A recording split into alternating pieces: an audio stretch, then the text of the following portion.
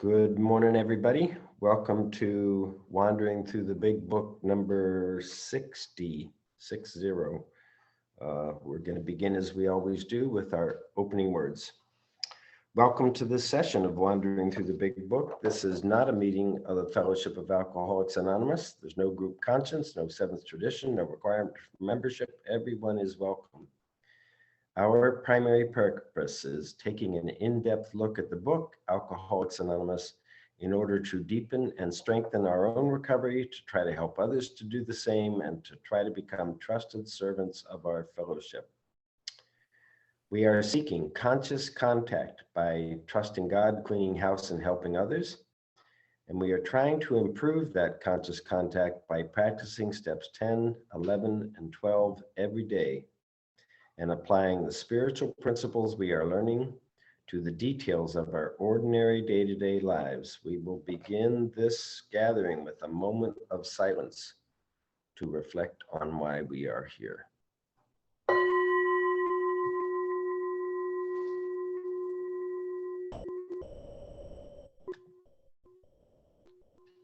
And now we're going to do these 5 readings from the big book, and Jason's going to read number 1. Good morning. I'm Jason. I'm an alcoholic. I earnestly advise every alcoholic to read this book through, and though perhaps you came to scoff, you will remain to pray. Page 0, right before page 1. Thank you, Jason. And John, number 2. Number 2, I am an alcoholic. My name is John. No attitude of holier than thou, no fees to pay, no axes to grind, no people to please, no lectures to be endured. These are the conditions we have found most effective, page 18. And be quick to see where religious people are right, page 87. Thank you, John. Amy, number 3. My name's Amy. I'm an enthusiastic alcoholic. If you are as seriously alcoholic as we were, we believe you have but 2 alternatives. One is to go on to the bitter end, blotting out of your consciousness how miserable you really are, page 25. And the other is to ask our Creator each morning in meditation to show us the way of patience, tolerance, kindness, and love, page 83. Thanks, Amy. And Christina, number 4. Christina, I'm an alcoholic. Every day is a day when we must carry the vision of God's will for us into all our activities. How can I best serve thee? Thy will, not mine, be done. These are thoughts which must go with us constantly. Page 85. Okay, and Robin, number 5. Okay, but Christina missed, this is the proper use of the will. Oh, I Sorry. did? Okay. Sorry, Christina. That's Robin okay. alcoholic, clearly. Number 5, just to the extent that I humbly rely on God and do as I think God would have me do, will I be enabled to experience spiritual serenity right in the midst of human calamity, page 68. Head in the clouds and feet firmly planted on the ground, page 130. Okay. I hope you're not tired of hearing those words. I love it, especially the last one, because I think it says the whole thing in a nutshell. Just muting everybody. Here we go. All right. So today we're starting into step 12, and we're going to read some things from the book. But before doing that, I just wanted to follow up on some stuff from step 11, from especially Emmett Fox's things on prayer. But before that, just want to review the basic thing we're trying to do here. So we come into AA, we got a bad case of the bedevilments going on, trouble with personal relationships, can't control our emotional natures, prey to misery and depression, feeling of uselessness. That's one that drove me crazy. Full of fear, although oftentimes I don't always see that. Deeply unhappy. And we start into this process, and this is a 3-step process of achieving sobriety. That's the word. The primary purpose of the meeting is to achieve sobriety. Recovering our sanity, that's done one-on-one with steps 4 through 9. And then the final goal, if you will, is experiencing serenity, which we can do if we fulfill the conditions. You'll remember last week we read How to Listen to God, and one of the themes of that was, if you will fulfill the conditions, God can do God's job. And our conditions are, as that last statement says, that if I will humbly rely on higher power, whatever higher power means to me, and behave the way I think higher power wants me to behave, if I will do those two things, humbly rely and behave, I will be able to match the calamity, the human calamity, with serenity. So the reverse of that is true. If I'm not experiencing serenity while the calamity is going on, the question is, what am I not doing? Am I either not humbly relying on God because I'm trying to figure it out with my human power? Or am I not behaving the way I think God wants me to behave? And an important thing for me is to bring in the notion of a spiritual component of my life. I suffer from a disease of the body, a disease of the mind, and a disease of the spirit. Now, for most of us, at least for me, the problem is I'm so obsessed with the experience of my body and of my mind that you tell me, well, you ask me, well, how's your spirit doing with all this? And I'm going to say, I don't have a clue. I don't know how my spirit's doing. I know how my body and mind are doing, and they're restless, irritable, and discontent, and I want relief. And this is, goes way back to Jim the car salesman. He's suddenly his body and mind say, "Ooh, put whiskey in the milk, and it's going to be all right. We're not going to wind up in a disaster again." And then he says this important thing. He says, "I vaguely sensed I wasn't being any too smart." That's his spirit talking to him. That's his soul saying, "Oh, please do not, do not do not put whiskey in your milk, please." But of course he does, because we're alcoholics. So my experience is I really have to tone down the demands of the body and the demands of the mind if I want to get to the spirit. And the major way we are given to get to the spirit is prayer. But then the second part of that formula is, if I don't do as I'm directed to do, I'm not fulfilling the second part of those conditions, and I'm not going to experience serenity. I don't know what I'm going to experience, but I'm not going to experience serenity. So serenity becomes not a goal. It's an indicator. It's telling, if I'm experiencing serenity, it's telling me I am humbly relying on God and I am behaving the way God wants me to behave. And if I do that, I experience that I am enabled to match. I don't lack power. I am enabled to match the calamity with serenity. So the whole thing for me comes down to pause, ask/listen, because those are the two parts of 11. I gotta go to God with whatever my problem seems to be.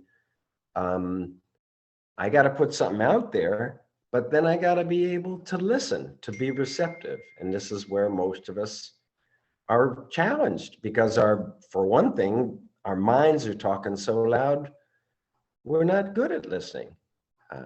So pause, ask/listen, and then finally do. Faith without works is dead. If I don't do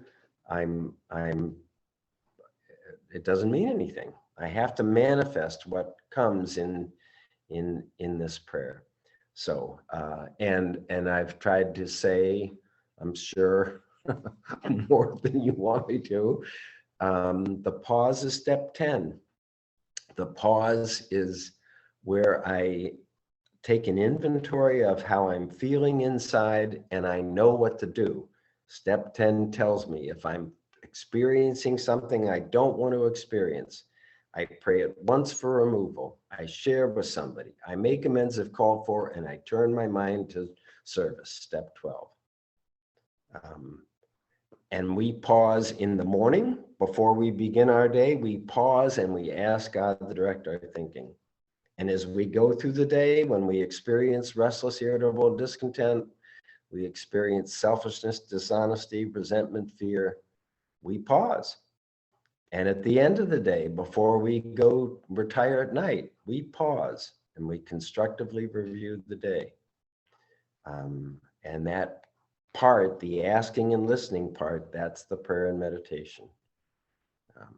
And if we do that, things go okay. So I just want to go back to it's the study guide, and it's going to be the study guide, step 11, page 11. That's where we left off. And if you don't have these things in front of you, I don't know. We can email later on if you want me to point out where this one was, but they're all numbered. Just a reminder, this is Emmett Fox on prayer. They all come from one of his books. They're in the reader sometimes, and they're all numbered. And I think there are 36 of them. So I'm looking at number 10, which asks the question, who are you? And what he says is, who are you? The real you is a spiritual being, perfect, eternal, incorruptible. The real you is the living expression of God himself, expressing God's qualities. You are a part of God's self-expression.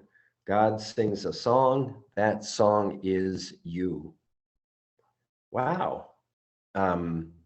So part of this is coming to an understanding that this is personal, or that I am a body, a mind, and a spirit.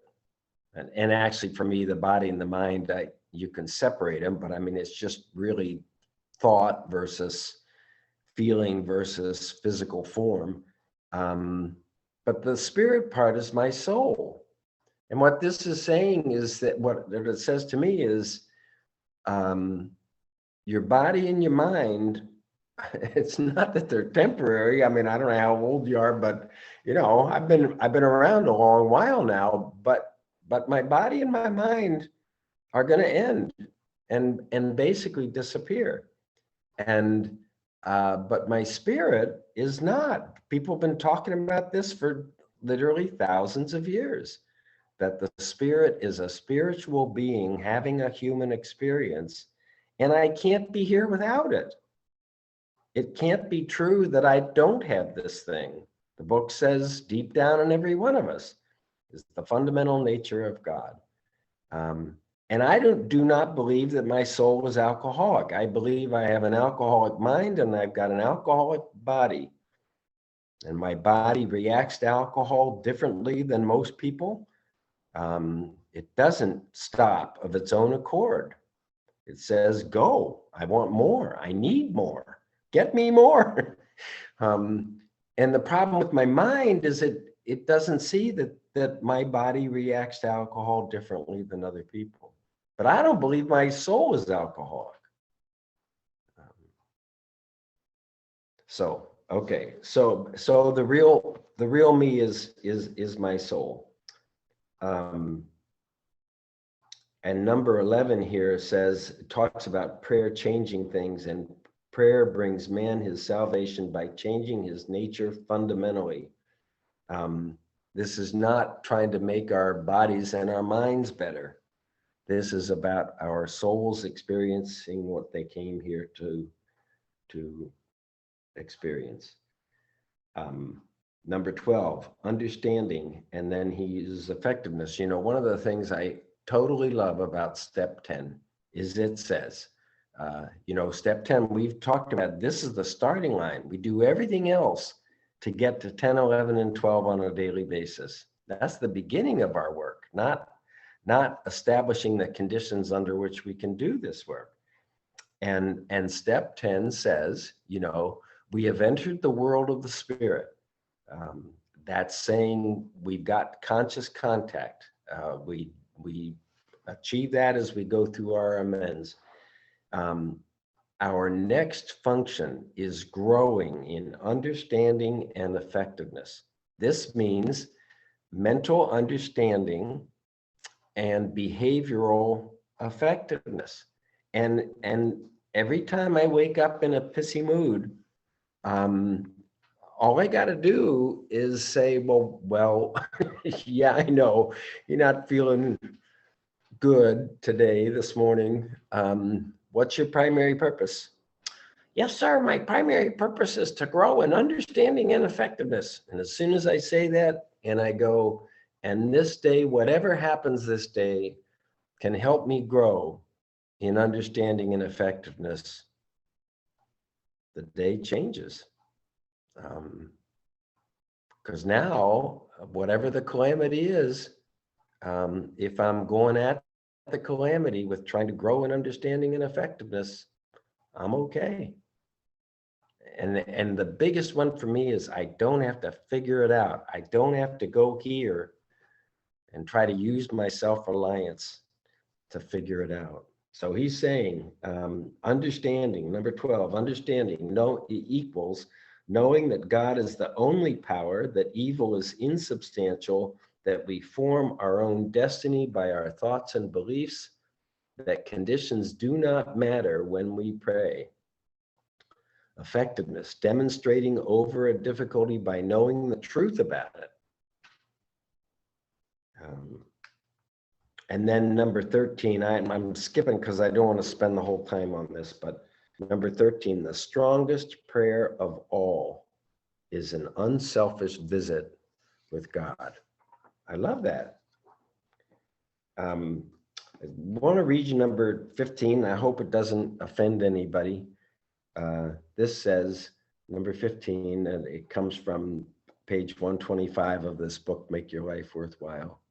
Jesus Christ was infinitely beyond us in the degree of his unfoldment, but he was not different from us in nature. This is directly contrary to saying that he was the only child of God.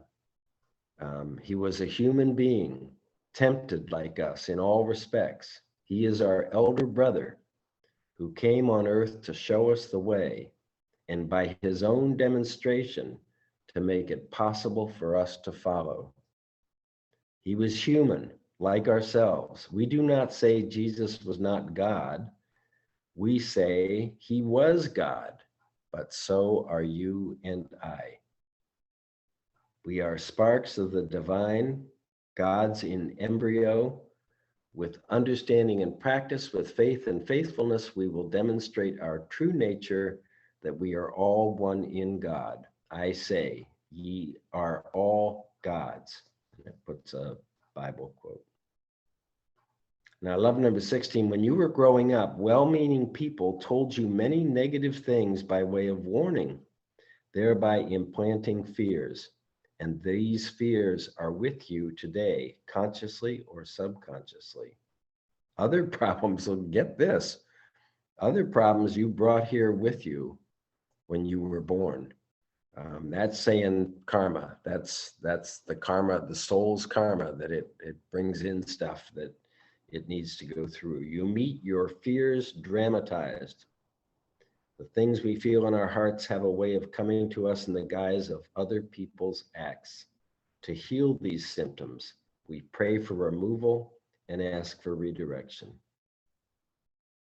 Pray daily for peace of mind, for wisdom, for understanding. The more often you visit with God, the more happiness you will have in your life.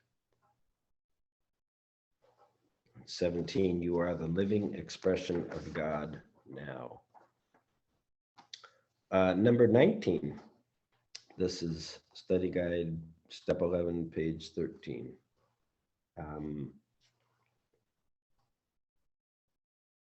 God is your best friend, always present, always ready to help and guide. And God never fails. God has every quality of personality except its limitations. Think of God as a loving parent.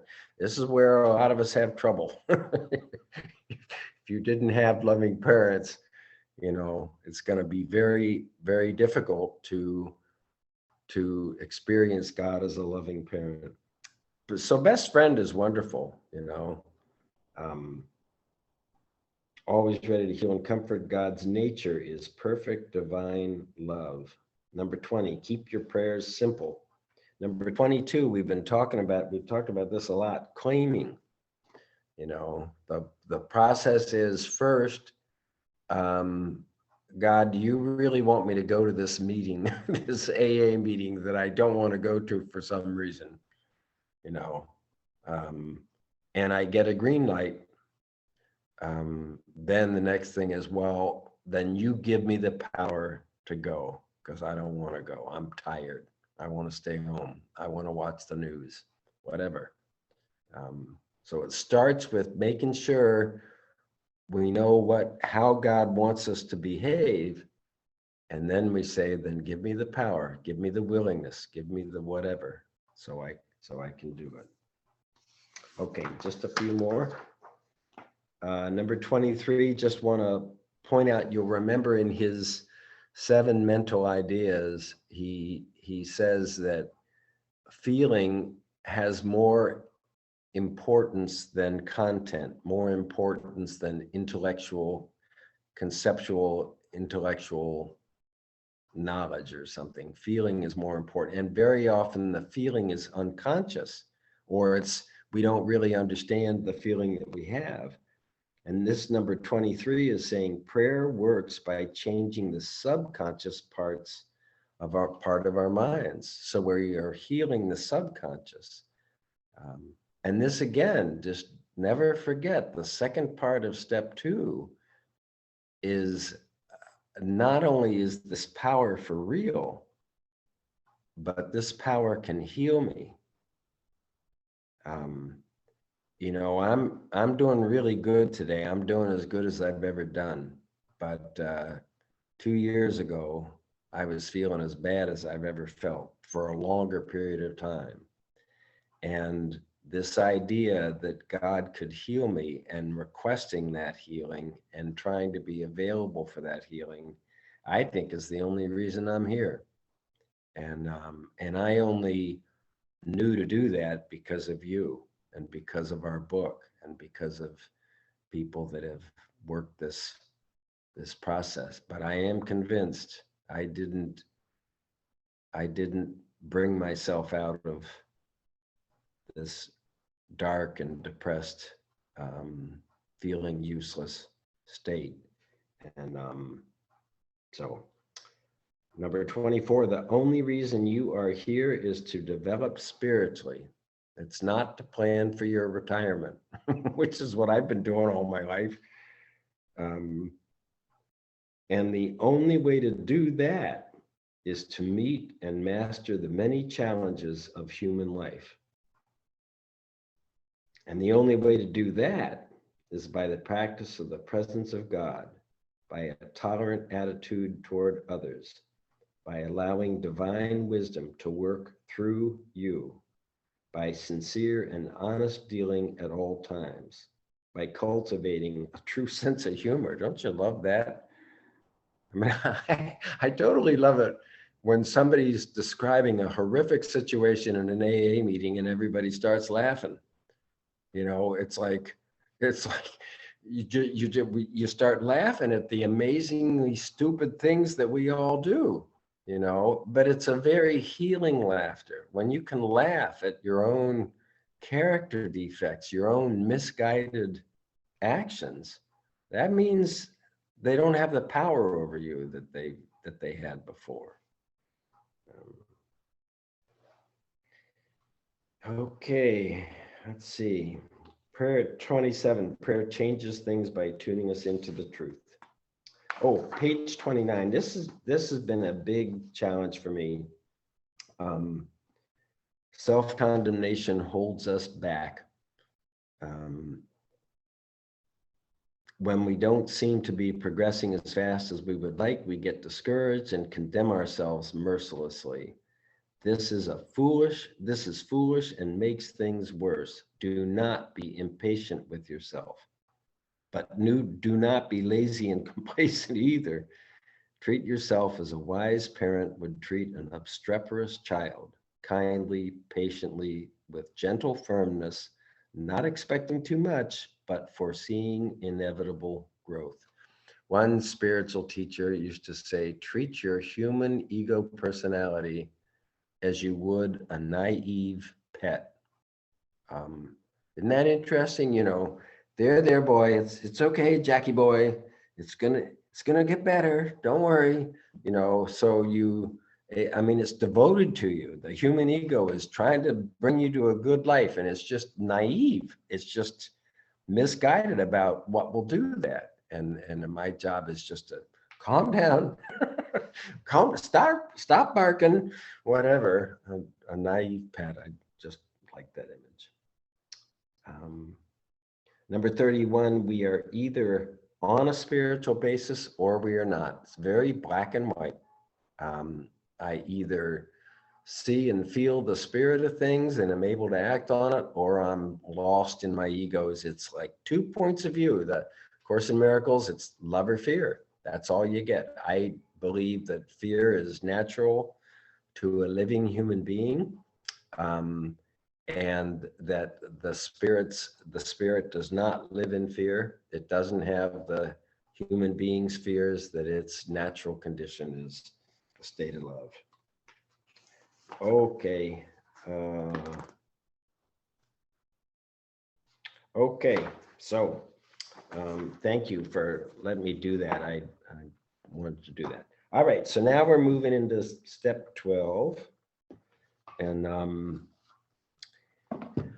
so I just want to point out to you that this is way back in the introduction in the study guide, and it talked about how many pages. I have accounting in my background, and so I did this little thing of looking through the book and figuring out how many pages were applicable to the steps. And it turns out there are more pages devoted to step 12 than any other step. And the next one is step 1. And the next one after that is step 2. And as you go along, you know, the book goes through 5, 6, 7, 8, 9, 10, and 11. Goes through 7 steps in one chapter into action. And the whole rest of the book is 12. I know there are a lot of big book step study people will stop at 103. And the purpose of this is to say there's a lot of good information on 12 on interacting with other people. Think about it. Working with others. That's the chapter we're looking at today. To wives, the family afterward, to employers, and finally a vision for you. And I think it's faith without works is dead. This is a tribute to that. They're telling us how to work with our faith, or how to behave with our new understanding about things. And so just want to point that out. Okay, so we're going to start looking at working with others, and that's going to start on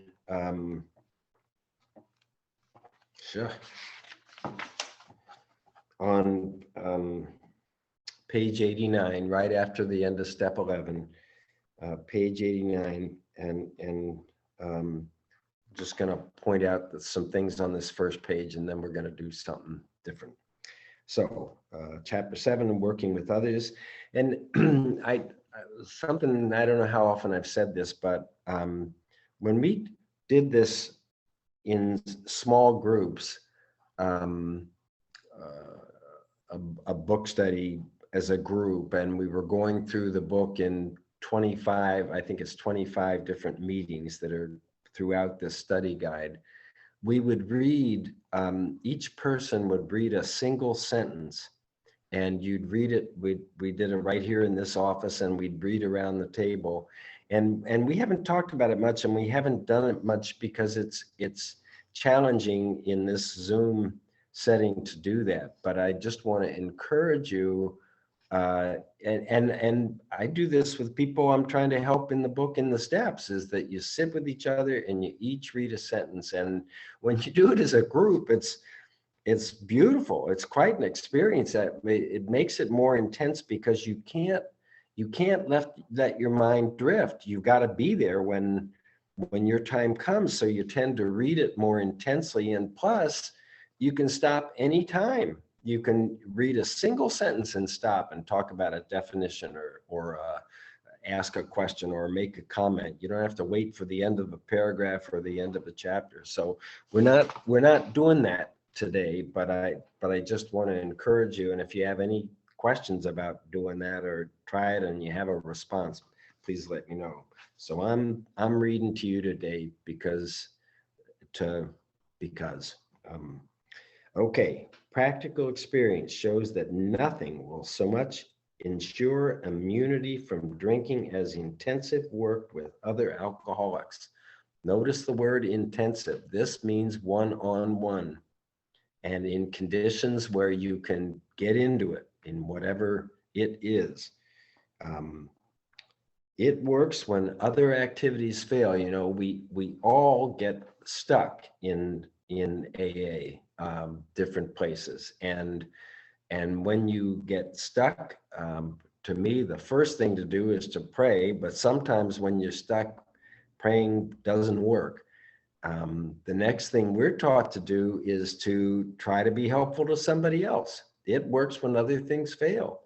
And another idea that people will throw you is review your list of amends, or your resentment list, or whatever, and see if there's an amend you can make that maybe you've been putting off, or maybe it's a new one. Maybe it's to somebody in the program.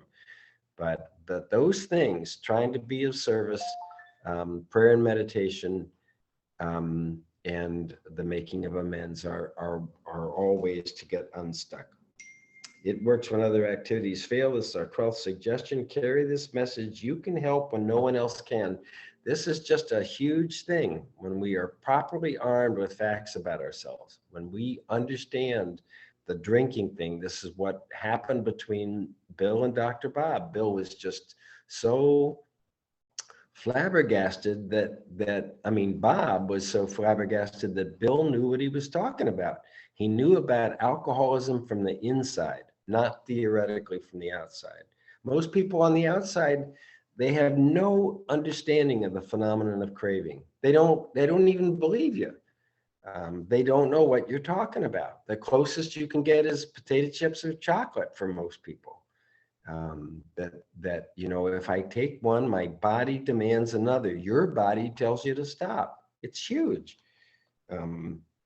Life will, here's some 12-step promises, and there are tons of them. Life will take on new meaning. To watch people recover, to see them help others, to watch loneliness vanish, to see people come out of isolation and start laughing and joking with each other. The meeting before the meeting, the meeting after the meeting. To see a fellowship grow up about you, to have a host of friends. This is an experience you must not miss. We know you will not want to miss it. Frequent contact with newcomers and with each other is the bright spot of our lives. Absolutely true for me. I'm enjoying meetings more than I ever have, and I can't wait to get working with somebody one-on-one. And it's true. Then they're going to tell you how you can find somebody to work with. Don't start out as an evangelist or a reformer. At the bottom of this one, it says to be helpful is our only aim. You know, it doesn't talk about 13th stepping here, but but this is a principle that we need to constantly reinforce. I think this is men with men and women with women, and we are not to let this desire to be helpful mask a different intent that we might have. So just wanted to point that out. All right, so now on page 90, they're gonna, this sponsorship is not an active principle when they wrote this book, but nevertheless, what this chapter does is it gives you a lot of principles for sponsorship, as do the other chapters that we're going to get to. So I'm just saying that with a reminder that when the book was written, sponsorship was not the thing that it is today. The book was designed to bring you to a spiritual experience that would solve your problem of lack of power and help you get over your addiction to alcohol. And it did not involve sponsorship, and of course meetings weren't there. So what I want to do is take a little detour here, and some of you, we've done this before, so I hope you'll go along, but it always blows my mind. We're going to talk about our fellowships, our society, the first 12th step call that Bill and Bob ever made. And we're going to read it from two different viewpoints. So the first viewpoint is in A Vision for You, and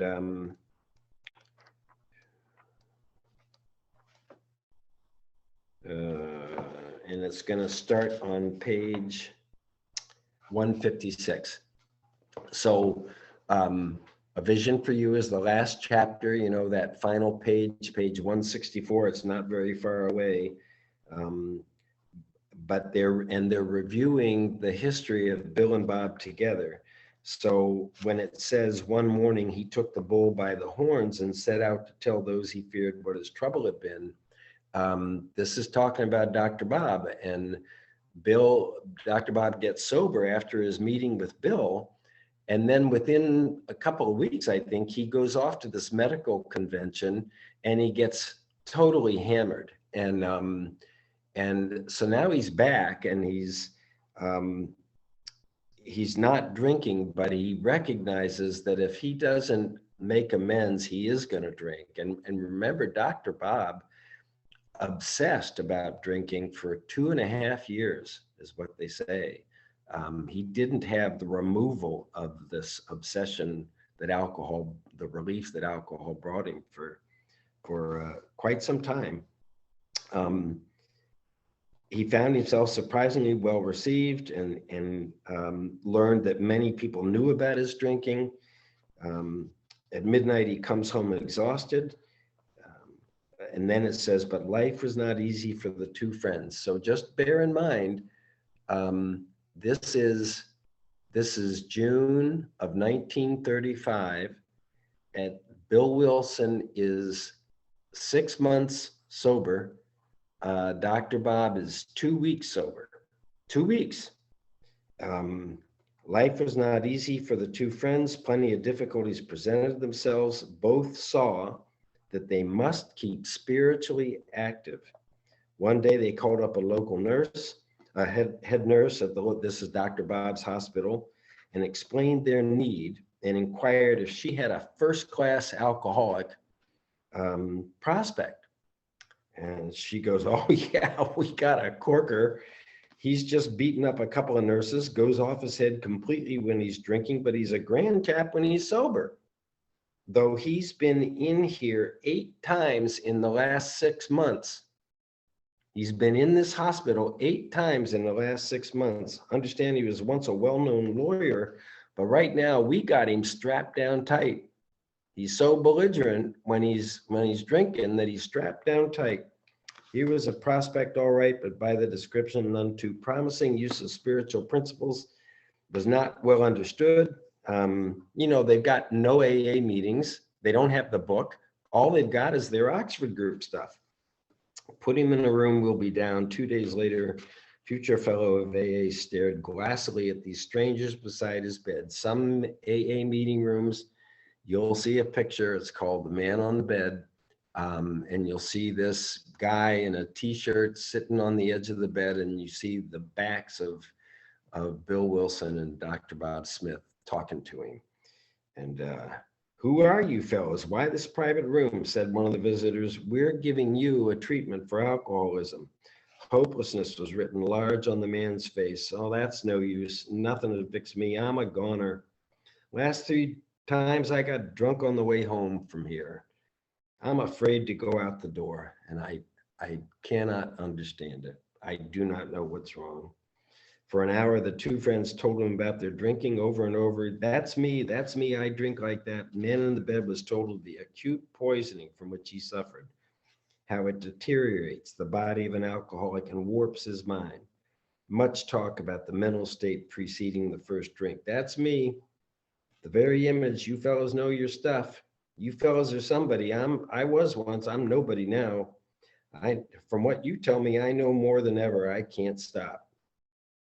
At this, both the visitors burst into a laugh. And what's he say? He says, damn what'll laugh about that I can see. That's what I was talking about earlier. You know, we laugh at stuff that other people cringe at. The 2 friends spoke of their spiritual experience and told him about the course of action they carried out. He interrupted. I used to be strong for the church, but that won't fix it. I prayed to God on hangover mornings, sworn I'd never touch another drop, and by 9 o'clock I'm boiled as an owl. I don't know what it means to boil an owl, but somehow that image is, I love that image. Next day found the prospect more receptive. He'd been thinking it over. Maybe you're right. God ought to be able to do anything. Then he added, he sure didn't do much for me when I was trying to fight this booze racket alone. On the 3rd day, the lawyer gave his life to the care and direction of his creator and said he was perfectly willing to do anything. His wife came, scarcely daring to be hopeful, though she thought she saw something different about her husband already. He'd begun to have a spiritual experience. Okay, that's the first version. Then the second version is the story. It's called Alcoholics Anonymous #3. This comes right after Bill's. It's the first story after Bill's, after Dr. Bob's. It's taking place in Akron, and so he starts off with some. It starts on page 182 of the 4th edition, but we're gonna start on page 184, and so what's going to happen here is, I'm going to have to read fast so we can stop, but they're going to come in to see him. Remember, no book, no steps, no meetings, you know, all they got is this Oxford group stuff. And they're going to ask him 5 questions. And I don't know. I don't know if these 5 questions would work today. But I just want I want to point them out, and you to think about this whenever you're either trying to sponsor somebody or doing a 12-step call or whatever, because they're basically saying, these are the things we think are necessary if you're going to succeed in the fellowship of Alcoholics Anonymous. Okay, I'm in the middle of page 184. During the first 6 months of 1935, I was hospitalized 8 times for intoxication and shackled to the bed 2 or 3 days before I even knew where I was. On June 26, 1935, so there you got a date. Supposedly the meeting between Bill and Bob was June 10th. So that's the date our fellowship celebrates as the beginning of Alcoholics Anonymous. This is 16 days later. Bob's 2 weeks sober, Bill's 6 months sober. June 26, 1935, I came into the hospital, and to say I was discouraged was to put it mildly. Each of the 7 times I had left this hospital in the previous 6 months, I came out fully determined in my own mind I would not get drunk again for at least 6 or 8 months. And it hadn't worked out that way. I didn't know what the matter was and did not know what to do. I was moved into another room that morning, and there was my wife. I thought to myself, well, she's going to tell me this is the end, and I certainly couldn't blame her and did not intend to try to justify myself. She told me she'd been talking to a couple of fellows about drinking. I resented this very much. Now, isn't that a good alcoholic? You know, first thing we do is cop a resentment. Until she informed me that they were a couple of drunks, just as I was. That wasn't so bad to tell it to another drunk.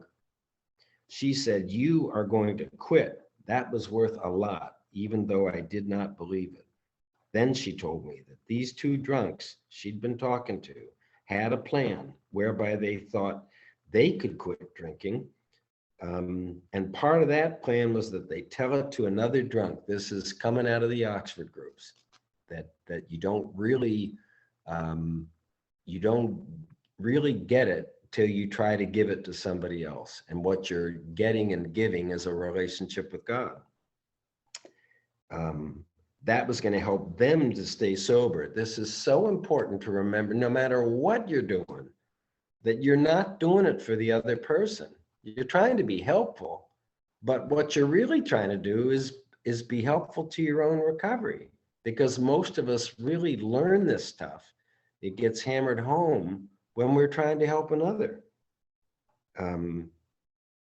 All the other people who had talked to me wanted to help me, and my pride prevented me from listening to them and caused only resentment on my part. This guy does long sentences, but I felt as if I would be a real stinker if I did not listen to a couple of fellows for a short time, if it would cure them. My wife also told me I could not pay them even if I wanted to and had the money, which I did not. They came in and began to give me instruction in the program that later became known as Alcoholics Anonymous. There was not much of it at the time. I looked up and 2 great big fellas, over 6 foot tall, very likable looking, and knew afterward it's Bill and Dr. Bob. Before long, we began to relate some incidents of our drinking. Pretty soon I realized both of them knew what they were talking about. I love this, because you can see things and smell things when you're drunk that you can't at other times.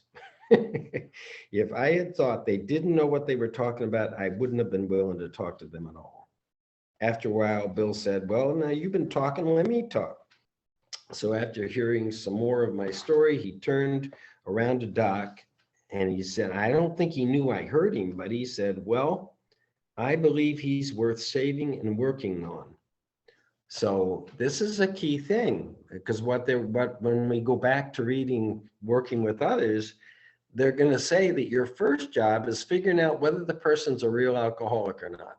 You want to talk with them enough to make sure you have evidence of the allergy, the strange mental blank spot, and the spiritual malady, because you're not supposed to proceed if it's not true. They have to decide on their own whether or not they're alcoholic. But basically what whoever it is saying, I think this guy's a go. I think this guy is the real deal. So here comes the first question. They said to me, do you want to quit drinking? You know, only requirement for membership, a desire to stop drinking. We're not here trying to take any of your rights or privileges away, but we have a program where we think we can stay sober. Part of that program is we take it to some, we need you every bit as much as you need us. You know, you're part of our process. Now, if you don't want it, we're not going to waste your time. We'll be going and we'll go looking for somebody that does want to stop drinking. You know, they're not going to waste their time trying to sell him. Next thing they wanted to know, here's question number 2. Did I think I could do it on my own accord without any help? If I could just walk out of the hospital and never take another drink? If I could, they said, That would be wonderful. They would very much appreciate a person who had that kind of power. Now, isn't that interesting? You know, they're saying to him, do you think you can do it on your own? Is lack of power not your dilemma? But they were looking for a man who knew he had a problem and knew he couldn't handle it himself and needed outside help. Next thing they wanted to know, question number 3, how are you doing with higher power? You got any idea working for you about higher power? I had no trouble there because I'd actually never ceased to believe in God. Tried a lot of times to get help, but hadn't succeeded. Okay, here's the one where I would have failed. Next, they wanted to know, would I be willing to go to this higher power and ask for help calmly and without any reservations? No, I don't think so. I don't think I can do that. I feel it today, you know, but it's been a long practice period for me. Trying it and seeing what happens. They left this with me to think over, and I lay there on the hospital bed and went back over and reviewed my life. And he's doing a step 1 here. I thought of what liquor had done to me, the opportunities I had discarded, the abilities that had been given me and I had wasted them. And I finally came to the conclusion, I love the way this guy thinks, that if I didn't want to quit, I ought to want to quit. Don't you love it? And that I was willing to do anything in the world to stop drinking. I was willing to admit to myself that I had hit bottom, that I had got a hold of something that I didn't know how to handle by myself. So after reviewing these things and realizing what liquor had cost me, I went to this higher power that to me was God without any reservation and admitted, you know, I wish our step 1 said this, admitted that I was completely powerless over alcohol and that I was willing to do anything in the world to get rid of the problem. You know, our step says that my life had become unmanageable. And I can tell you, it took me a long time to admit that part. In fact, I really thought AA was helping me manage my alcoholism. Let's see. In fact, I admitted that from then on, I was willing to let God take over instead of me. Each day I would try to, each day, saying this right away, each day I would try to find out what his will was and try to follow that rather than trying to get him to always agree that the things I thought up for myself were the things best for me. So when they came back, I told them. One of the fellows, I think it was Doc, said, well, you want to quit? Oh, yeah. Yes, Doc, I would like to quit at least for 5, 6, or 8 months until I get things straightened up, begin to get the respect of my wife and some people back and get my finances fixed up and so on. And they both laughed very heartily and said, that's better than you've been doing, isn't it? Which of course was true. They said, we got some bad news for you. It was bad news for us and it'll probably be bad news for you. Whether you quit 6 days, 6 months, 6 years, if you go out and take a drink or 2, you'll end up right back here in this hospital, tied down, just like you have been these past 6 months. You are an alcoholic. As far as I know, that was the first time I'd ever paid attention to that word. I figured I was just a drunk. And they said, no, you have a disease. And it doesn't make any difference how long you do without it. After a drink or 2, you'll end up just like you are now. That certainly was real disheartening news at the time. Next question they asked was, you can quit for 24 hours, can't you? This is number 5. Yeah, sure. Anybody can do that, 24 hours. They said, that's what we're talking about, 24 hours at a time. That sure did take a load off my mind. Every time I'd start thinking about drinking, I would think of the long, dry years ahead without having a drink. But this idea of 24 hours, that it was up to me from then on, that was a lot of help. Okay, we're going to stop. I meant to close my door here. Hold on.